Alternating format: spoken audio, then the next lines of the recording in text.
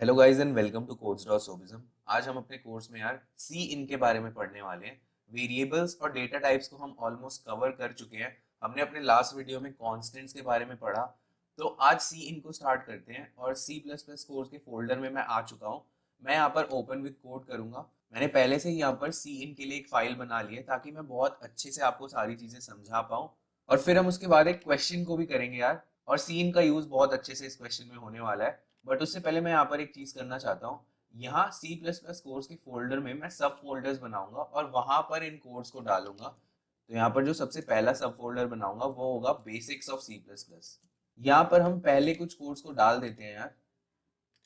Hello world, basic structure और basic syntax के code को हम यहाँ पर इसके अंदर डाल देंगे।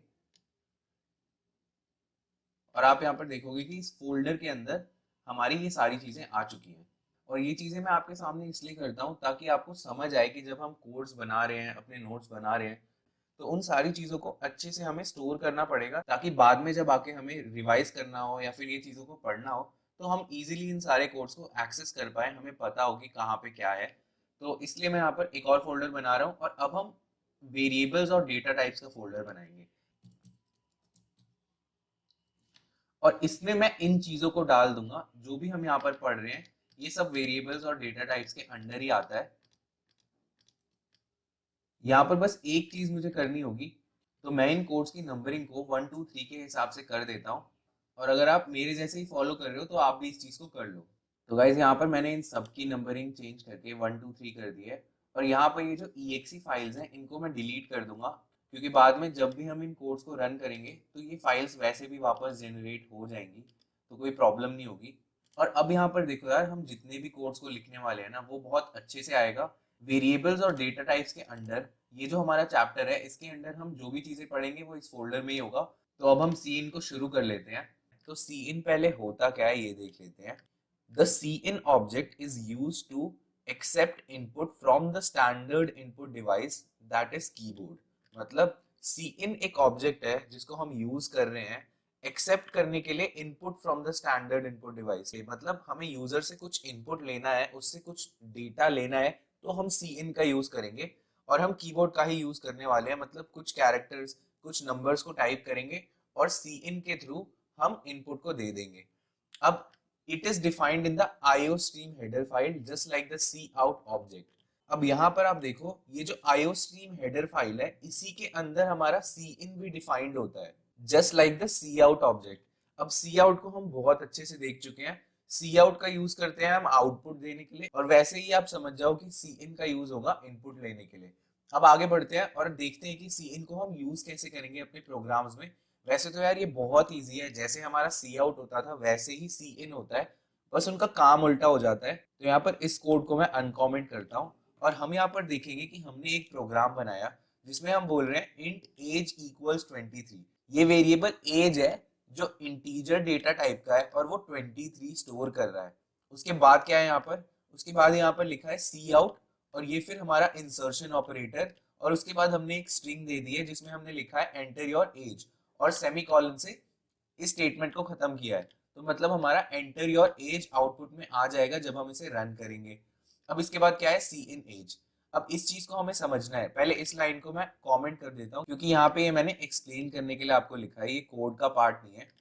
तो यहाँ पर इस सिंटैक्स को देखो यार, सी इन वैसे ही हमने लिखा जैसे सी आउट को लिखा। अब मैं इस पे होवर करूंगा तो आप देखोगे ये एस टी डी का ही पार्ट है। हमें जब भी सी इन को यूज करना होता है तो हम S T D scope resolution operator और सी इन लिखते हैं। जैसे हमारा सी आउट होता था बिल्कुल ही वैसे यहाँ पर हमने यूजिंग नेम स्पेस एसटीडी कर दिया है, इसलिए हमें सी इन के पहले एसटीडी और स्कोप रेजोल्यूशन ऑपरेटर लगाने की जरूरत नहीं है। और इससे हमें पता चलता है कि सी इन भी हमारे एसटीडी नेम स्पेस के अंडर ही आता है। तो हम सी इन लिखेंगे, इससे हमारा कंपाइलर समझ जाएगा कि हम एक इनपुट लेना चाहते हैं। उसके बाद हम यहाँ पर क्या करेंगे, इस चीज को हम बोलते हैं एक्सट्रैक्शन ऑपरेटर। जैसे हमारा ये वाला इंसर्शन ऑपरेटर होता है वैसे ही इसे हम एक्सट्रैक्शन ऑपरेटर बोलते हैं। और ये इंसर्शन ऑपरेटर हमारे किसी आउटपुट को चेन करने के लिए यूज होता है, और यहाँ पर ये जो एक्सट्रैक्शन ऑपरेटर है वो हमारे एक इनपुट को लेने के लिए यूज करते हैं हम। मतलब हम एक इनपुट लेना चाहते हैं और जो भी हम इनपुट देंगे वो एज वेरिएबल में आप सेव कर दो। और उसके बाद हमने यहाँ पर सी आउट किया है योर एज इज, और उसके बाद चेनिंग करके एज वेरिएबल को लगा दिया है, उसके बाद एक और बार चेनिंग करके एंडल लगा दिया है ताकि हमारी नई लाइन आ जाए। इस चीज को हम रन करते हैं और देखते हैं कि सी इन कैसे हम यूज कर रहे होंगे। कंट्रोल एस से सेव करूंगा और उसके बाद मैं इस प्रोग्राम को रन करूंगा। तो यहाँ पर हमारे आउटपुट में देखो, सबसे पहले आया एंटर योर एज। हम यहाँ पर 34 लिख देते हैं। अगर हमारी एज 34 है तो हमने 34 लिख दिया। अब हम एंटर करेंगे तो आप यहाँ पर देखो योर एज इज 34 आ गया है यहाँ पर।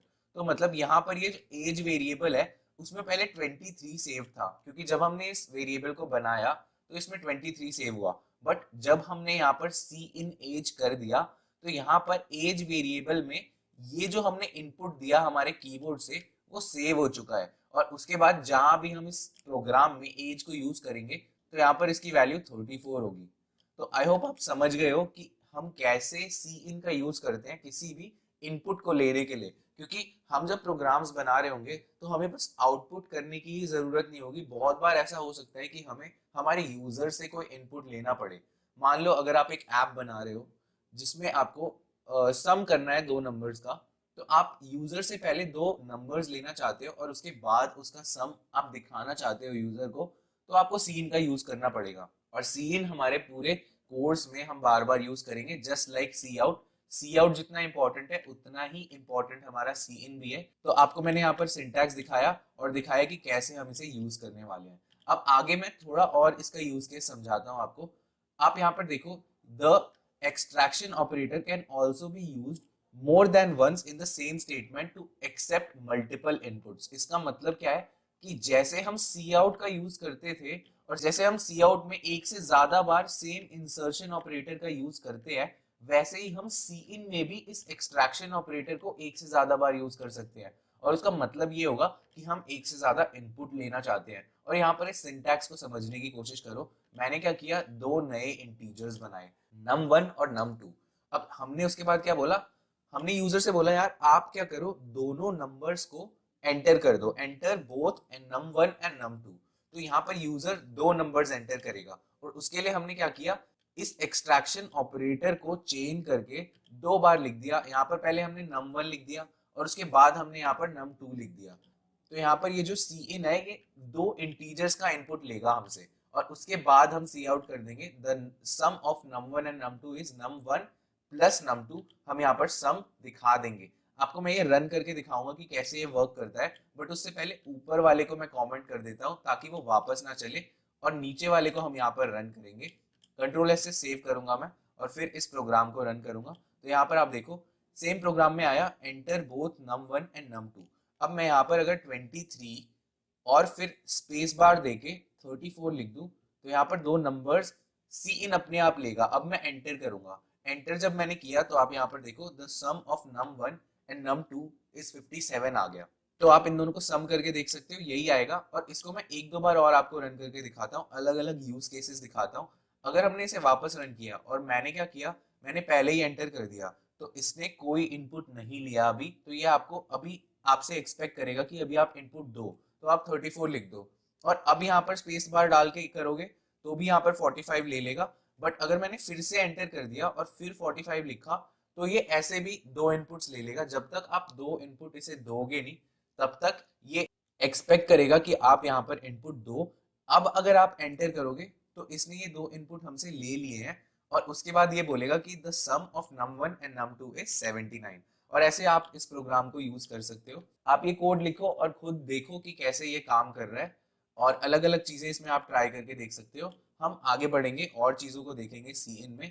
इस कोड को मैं एक बार कमेंट कर रहा हूँ और अब हम नीचे चलते हैं और देखते हैं क्या लिखा है यहाँ पर। We can also take variables of other data types using C in. अब ये तो ऑब्वियस सी चीज है कि हम किसी भी डेटा टाइप के वेरिएबल को यूज कर सकते हैं। यहाँ पर यूज केस दिखाया हुआ है मैंने क्या किया, एक कैरेक्टर टाइप का वेरिएबल बनाया mychar और मैंने बोला एंटर अ कैरेक्टर। और उसके बाद हमने क्या किया, सी इन का ही यूज करके उसी वेरिएबल को हमने एज इनपुट ले लिया। तो हम जो भी कैरेक्टर इनपुट करेंगे ना यहाँ पर वो ये mychar में सेव हो जाएगा। और वैसे ही जैसे हमने पहले एक इंटीजर वेरिएबल के लिए किया, अब हम एक कैरेक्टर वेरिएबल के लिए कर रहे हैं। अब इसे सेव करा के मैं फिर से रन करता हूँ। यहाँ पर आप नीचे देख सकते हो एंटर अ कैरेक्टर आ गया। मैं यहाँ पर एस लिख देता हूँ और उसके बाद एंटर करूंगा तो आप यहाँ देखोगे द कैरेक्टर इज एस। और ऐसे ही मैं नीचे एक और फ्लोट के लिए भी देख लेते हैं हम। अब इसको भी मैं अनकमेंट करूंगा और अपने प्रोग्राम को मैं फिर से रन करके देखता हूँ। ये प्रोग्राम मैंने फिर से रन किया तो ये एंटर अ कैरेक्टर आ गया, क्योंकि यहाँ पर ऊपर वाला कोड मैंने कमेंट नहीं किया था, बट कोई नहीं, हम कैरेक्टर लिख देते हैं एच। उसके बाद हमारा कैरेक्टर एच आ चुका है। अब ये हमसे एक फ्लोटिंग पॉइंट नंबर मांग रहा है। यहाँ पर आप देखो मैंने फ्लोट टाइप का वेरिएबल बनाया है, तो ये एक्सपेक्ट करेगा कि मैं एक डेसिमल नंबर लिखूं। मैं 45.76 लिख देता हूँ। अब मैं इसे एंटर करूंगा तो आप यहाँ देखो फ्लोटिंग पॉइंट नंबर इज 45.76। तो यहाँ पर माय फ्लोट में ये नंबर सेव हो चुका है। तो आई होप आपको समझ आया हो कि कैसे हम बेसिक सी इन का यूज करते हैं। हम वैसे ही चेनिंग करेंगे अगर हमें एक से ज्यादा नंबर्स चाहिए होंगे, और जैसे हमारा सी आउट होता है वही हमारा सी इन होता है, बस उसका काम उल्टा हो गया। तो ये कोड मैं आपको दे दूंगा डिस्क्रिप्शन में, और हम सी इन को आगे और भी समझेंगे और सारे एस्पेक्ट्स को समझेंगे, और कोर्स में जैसे जैसे हम आगे बढ़ेंगे और चीजें सीखते जाएंगे। तो मैंने आपको कहा था कि हम एक क्वेश्चन को भी करने वाले हैं इस वीडियो में, और वो क्वेश्चन यहाँ पर है। हम इस क्वेश्चन को पढ़ते हैं। इस क्वेश्चन में ये बोल रहा है कि write a program which can tell you the price of installing the tiles on the floor of all your rooms in the house. मतलब आपको पैसे बताने कि कितने लगेंगे आपके घर में टाइल्स लगाने के लिए सारे रूम्स में। अब यहाँ पर गिवन क्या है, price of 1 square metres of tile, मतलब 1 स्क्वायर मीटर की अगर टाइल होगी तो उसके लिए हमें 50 रुपीज देने होंगे।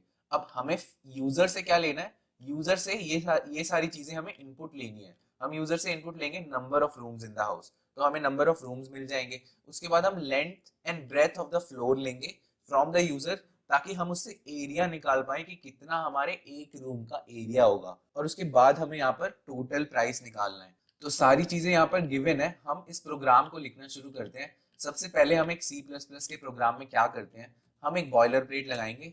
CPP बॉयलर प्लेट मैंने यूज करी, जो मैं आपको बनानी सिखा चुका हूँ इस कोर्स में। आप पीछे वीडियोस जाके देखोगे तो आपको दिख जाएगा। यहाँ पर हमने क्या किया, hash include iostream using namespace std, और हमने मेन फंक्शन को बना दिया है। अब मेन फंक्शन में सबसे पहला काम क्या है, हमें पता है यहाँ पर कि 1 स्क्वायर मीटर स्टाइल की प्राइस 50 रुपीज है। तो हमें यूजर से कुछ चीजें फेच करनी है। पहले तो हमें नंबर ऑफ रूम्स लेने हैं और लेंथ और ब्रेथ लेना है। तो यहाँ पर मैं सिंपली एक इंटीजर टाइप का वेरिएबल बनाऊंगा, और उसमें मैं नंबर ऑफ उसका नाम मैं रखूंगा नंबर ऑफ रूम्स। आप यहाँ पर ये देख सकते हो कैमल केस मैंने यूज किया है नंबर ऑफ रूम्स के लिए, एन छोटा ओ बड़ा आर बड़ा। और ऐसे ही आप भी वेरिएबल्स बनाओगे तो वो मीनिंगफुल वेरिएबल्स रहेंगे। एक और इंटीजर टाइप का वेरिएबल यहाँ मैं बनाऊंगा, उसका नाम मैं रखूंगा लेंथ, और एक और यहाँ पर ब्रेथ भी हम उसके साथ ही बना लेते हैं। और अब हम इन सारी चीजों को वेरिएबल्स में सेव कराना चाहते हैं, बट हमें यूजर से इनपुट लेना है। तो हम क्या करेंगे, सी इन का यूज करेंगे। सी इन का यूज करने के लिए पहले हम यूजर से इनपुट लेंगे। तो हम यहाँ पर लिखेंगे सी आउट के थ्रू कि enter the number of rooms in your house, और उसके बाद हम यहाँ पर सी इन कर देंगे, और हम यहाँ पर नंबर ऑफ रूम्स जो हमारा वेरिएबल है उसको लिख देंगे। तो यहाँ पर जो भी यूजर लिखेगा वो नंबर ऑफ रूम्स में सेव हो जाएगा। अब मैं बोलता हूँ यूजर को enter the length and breadth of the rooms respectively. Respectively इसलिए लिखा ताकि आप पहले जो यूजर है वो हमारा लेंथ देगा और दूसरा फिर ब्रेथ देगा। अब यहाँ पर ये यूज केस में आपको दिखाऊंगा कि एक से ज्यादा वेरिएबल को कैसे एज इनपुट हम ले सकते हैं। हमने सीन किया है, हम क्या बोलेंगे, लेंथ, और हम बोलेंगे ब्रेथ, और उसके बाद हम एंटर कर देंगे। अब आगे हमें क्या करना है यार, यहाँ पर सारी चीजें हमारे पास है, हमें बस आउटपुट निकालना है।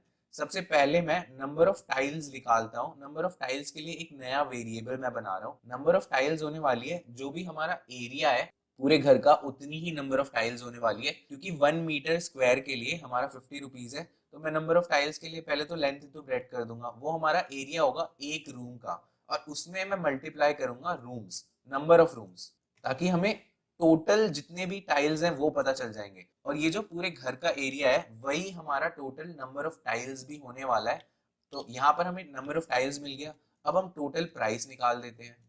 टोटल प्राइस क्या होगा, उसे हम 50 से मल्टीप्लाई कर देंगे। 50 इंटू नंबर ऑफ टाइल्स अगर मैं कर देता हूँ तो यहाँ पर ये हमारा टोटल प्राइस भी आ चुका है। तो मैं सी आउट का सीधा यूज कर दूंगा, और मैं कहूंगा कि the total price of tiles is, अब मैं यहाँ पर चेनिंग करके टोटल प्राइस को लिख दूंगा, और यहाँ पर एंडल के साथ मैं एक न्यू लाइन भी बना दूंगा। तो हमने ये सिंपल सा प्रोग्राम बनाया, बहुत इजी है ये प्रोग्राम, बट मैं आपको सी इन को समझाना चाहता था, इसीलिए यहाँ पर ये क्वेश्चन मैंने बनाया। अब इसको हम रन करके देखते हैं कि कैसे ये वर्क करेगा। कंट्रोल एस से सेव करो, उसके बाद यहाँ पर आप रन करो। अब ये हमसे मांग रहा है enter the number of rooms in your house. तो मैं यहाँ पर रूम्स 3 बोल देता हूँ, 3 मेरे घर में रूम्स है। तो इसके बाद लेंथ और ब्रेथ मुझे देनी है, और ये चीजें मुझे मीटर्स में देनी है, क्योंकि हम एरिया को भी मीटर स्क्वायर में ही निकालना चाहते हैं। तो मैं मीटर्स में 5 या 6 दे देता हूँ, 5 नहीं, मैं यहाँ पर 8 दे देता हूँ लेंथ को, और मैं 5 दे देता हूँ ब्रेथ को, और उसके बाद हमारा एरिया अपने आप निकल जाएगा। अब मैंने एंटर किया तो यहाँ पर देखो total price of tiles is 6000। 3 rooms है, 8 और 5 मेरा लेंथ और ब्रेथ है। तो यहाँ पर पहले टोटल नंबर ऑफ टाइल्स निकलेगा। टोटल नंबर ऑफ टाइल्स कैसे निकलेगा, 8 इंटू 5 इंटू 3 होगा वो, और उसके बाद उस चीज को हम 50 से मल्टीप्लाई कर देंगे। तो ये कैलकुलेशन आप खुद भी करके देख सकते हो, ये यही आएगा, बट ये प्रोग्राम हमारा हर बार हर चीज को बता देगा।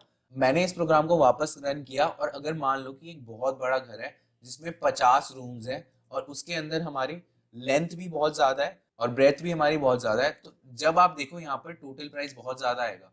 तो ये कैलकुलेशन जो हमारा कंप्यूटर है वो बहुत कम टाइम में कर देता है, और यहाँ पर हम आगे और भी डिफिकल्ट चीजें करते जाएंगे जैसे जैसे हम इस कोर्स में प्रोग्रेस करेंगे, और ऐसे क्वेश्चंस मैं बीच में लाता रहूंगा आपके लिए, ताकि आपकी अंडरस्टैंडिंग और ज्यादा बेटर हो जाए।